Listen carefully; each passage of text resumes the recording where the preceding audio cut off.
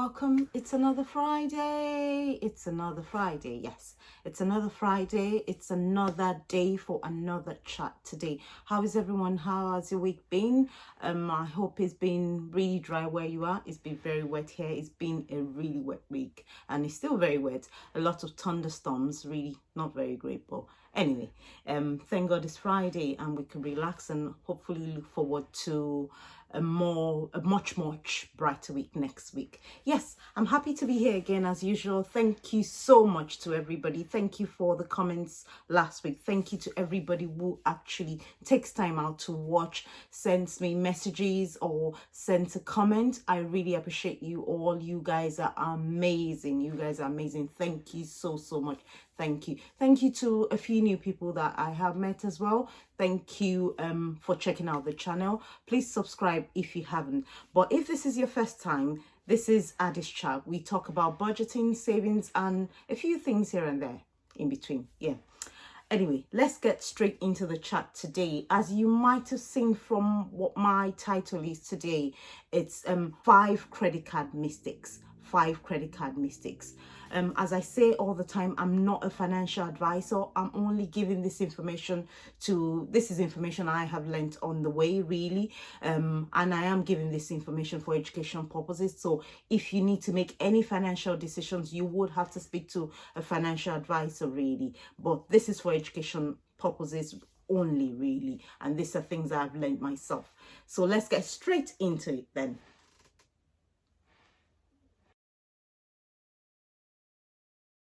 So number one, the very first credit card mistake is not having a credit card at all.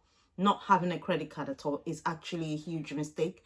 A lot of people think, well, I don't need a credit card. I don't want to borrow any money. I don't want any debts, really. I'm a huge advocate for not running into debt. I'm a huge advocate for not spending money that you haven't got. But to be honest, you do need to have a credit card. Not having a credit card at all, really, is a big mistake. I'll tell you why. A credit card is one of the easiest ways that you can get your footprint, especially if you live in an advanced country. Is one of the easiest ways you can get a footprint of your credit history, really.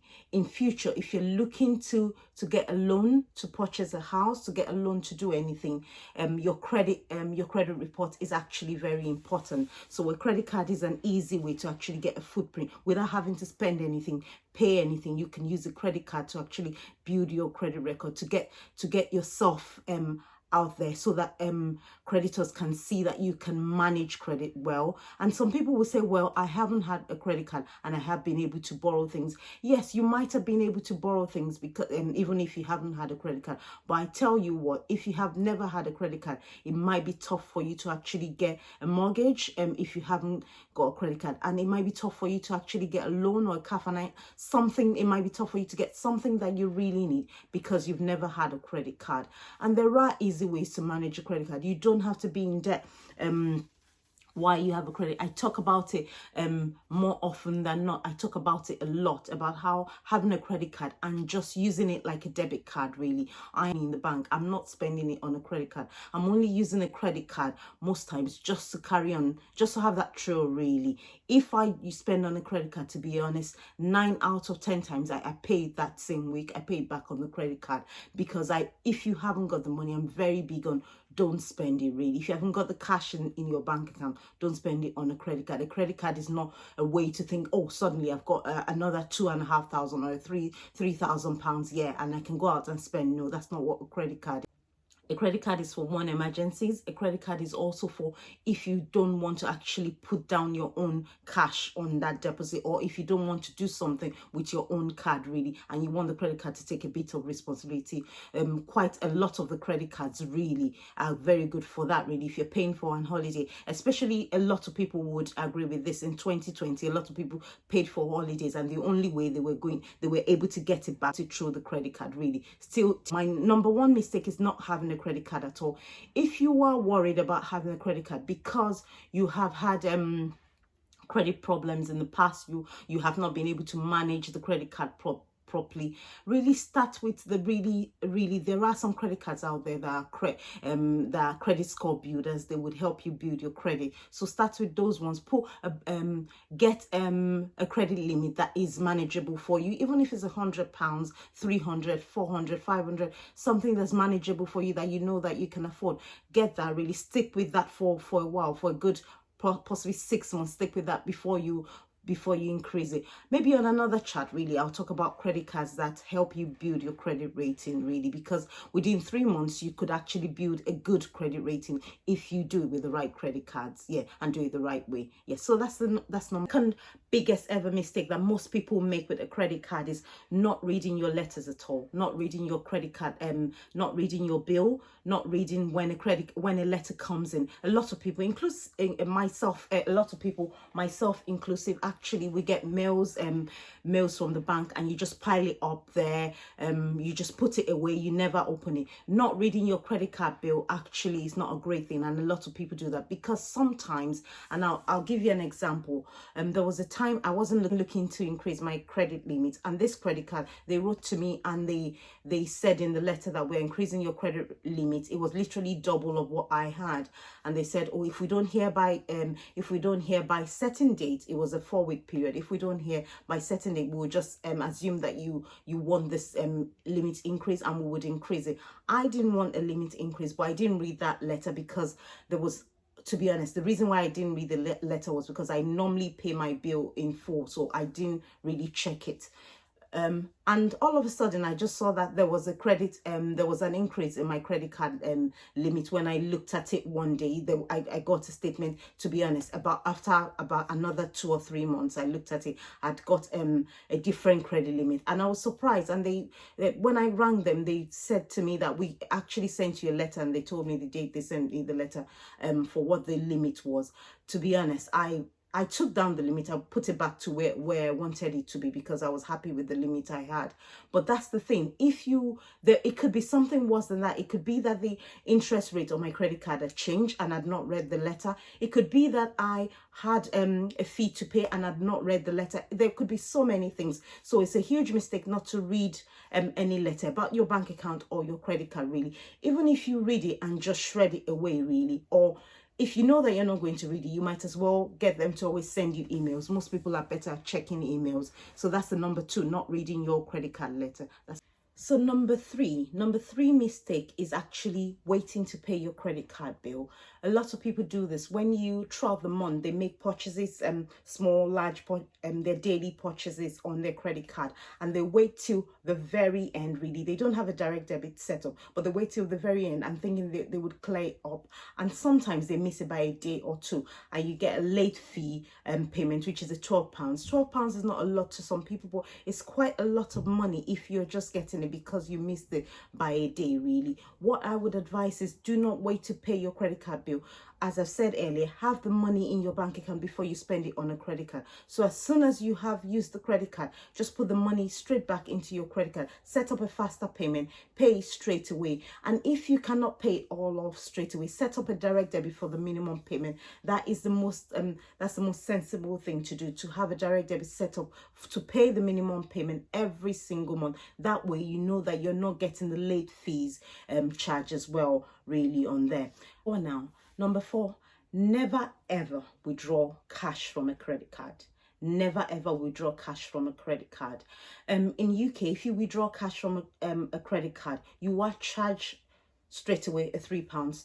You're charged that, and then you're charged 3%, actually. 3% of the money that you withdraw. Never ever, in any case, never withdraw cash from a credit card. Using an overdraft would actually be better off, or using your card to actually purchase that thing will be much more sensible than withdrawing cash from a credit card, because the interest just keeps rolling over. It just keeps rolling. It's never ending when you withdraw cash from a credit card. Never ending. And you have to be careful. There are some other things that credit card companies will treat as cash. When you do travel money, they will treat that as cash. You have to think about it. So if you're doing travel money straight from your credit card, a lot of credit cards will treat it as cash if you're doing that. There are a few other things that I cannot think of right now. If I remember it, I'll put it somewhere, things that will be treated as cash. So this is one of the reasons why when you open up a credit card, you need to read all the tiny prints and know what will be treated as cash and what will not be treated as cash. So that's number 4 then. Now we move on to the last but not the least, number 5 really. Number 5 thing that you should never do with your credit card is never transfer a low balance. There are a lot of credit cards that just to attract people, they do this 0% unbalanced transfer for a period of 24 months, some 18 months, some 12 months, and people, some people with a balance of less than, let's say, £200 decide to transfer.